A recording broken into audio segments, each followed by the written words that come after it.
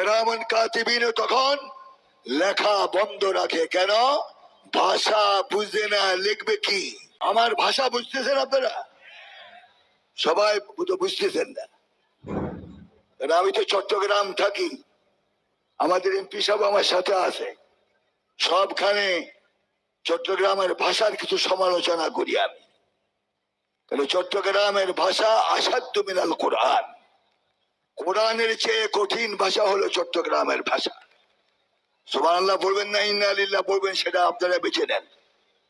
তাহলে বুঝা গেল চট্টগ্রামের ভাষা এত কঠিন যে এটা পার্সোনাল ইউনিভার্সিটি না হলে এই শিক্ষা লাভ করা যায় না।